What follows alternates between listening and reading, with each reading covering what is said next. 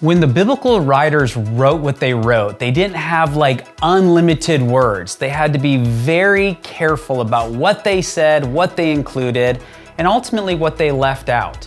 And one of the things that they left out was what everybody knew, because the biblical writers wrote to people who lived when they lived, knew what they knew, thought what they thought, and therefore left a lot of information out.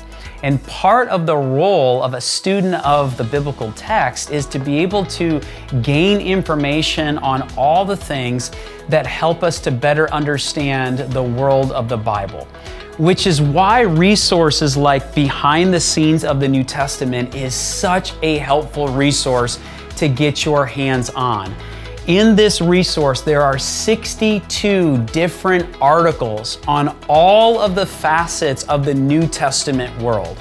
So you come into something that Jesus said and he mentions the synagogue, or Paul goes into the synagogue, like looking up the article on the synagogue will give you a whole new understanding about what is actually happening in the text where Jesus is speaking in a synagogue or Paul is visiting one of the synagogues in the diaspora.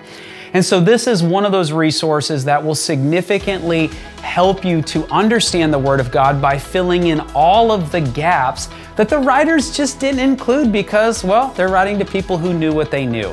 But we don't know what they knew, but we need to understand what they knew in order to better understand the Word of God. This also has an Old Testament volume as well, which we have promoted in the past, but this one has recently come out, and it is just all of the latest research. I mean, people write books and books on topics, and these brilliant scholars who've written these articles compile it all into a single article, giving you the best information, the most latest and up-to-date research on these various topics to help you better not only understand the Word of God, but as we always say at Walking the Text, to then be able to live it out. So grab a copy of this and let us know what you think.